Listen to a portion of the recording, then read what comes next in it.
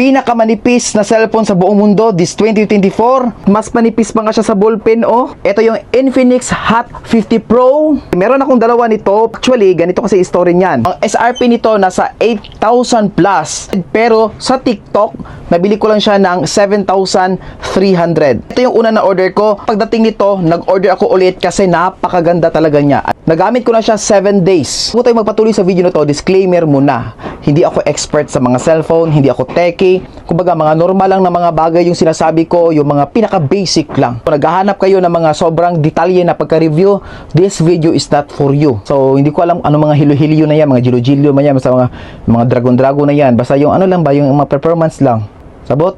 Pag-usapan mo natin yung laman niya. 16GB, 256GB internal storage. Tapos naka-GBL na yung sounds niya. Naka 3D curve design na siya. Helio G100 processor, 33 advanced fast charger. Kahit sobrang nipis niya, meron siyang 5,000 mAh long-lasting battery. Malakas ang kanyang speaker kasi dual speaker siya. Sa ganitong presyo, naka 3D curve siya, 120Hz. Grabe. May kasama na siyang tempered glass, may casing na rin. Ang kanyang charger na meron siyang 30 watts, unang hawak mo pa lang. Same talaga tayo ng expression lahat, napakagaan, tapos napakanipis. The design is sobrang perfect. Tapos 120, tapos AMOLED, tapos ganitong presyo. Oh my goodness, ang ganda. Tapos yung camera design pa. Rear camera, yung main niya is 50 megapixel, sa depth niya is 2 megapixel. Sa likod niya, hindi siya yung parang magkakaroon ng fingerprint. Kung titingnan mo siya, parang nasa mga 18,000 yung presyohan niya kasi yung display talaga, yung screen niya talaga. 120Hz no, damang-dama mo kasi napaka-smooth.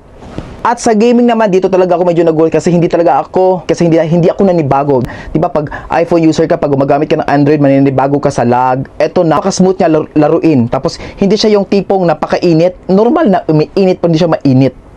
Gets mo? Ito sa camera kasi ang dami nagtatanong kung okay ba yung camera niya. Try natin ang camera niya, front cam.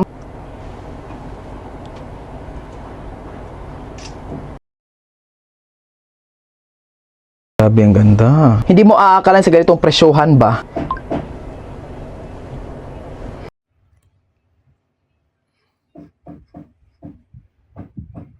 Yan.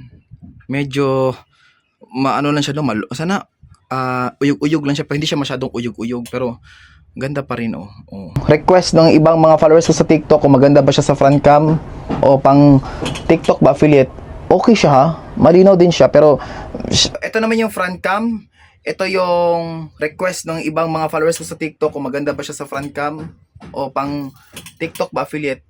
Okay siya ha, malinaw din siya, pero for its price, okay na okay siya, pero hindi siya yung typical na sobrang maa-amaze ka, pero okay na rin siya. Oh. Ito naman, pag naka-portrait, pang cinematic ba yung mag-blurred ang likod? So ito naman, pag naka-portrait, pang cinematic ba yung mag-blurred ang likod? Ganda din ha. Makakalain man lang pag ganun ba? Siyempre, mag-i-insert ako ng mga picture gamit ito.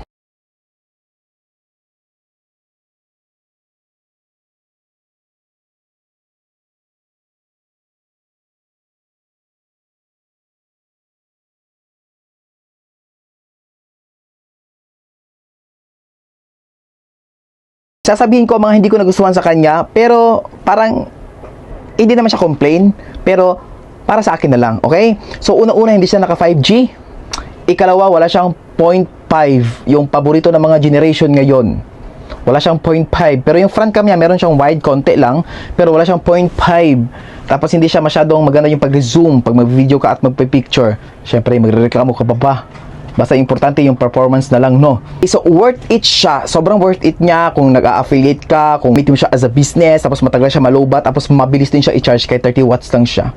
So, para sa akin, yes na yes siya. Kung meron pa kayong mga question, comment down below sa comment section para masagot natin sa mga next video.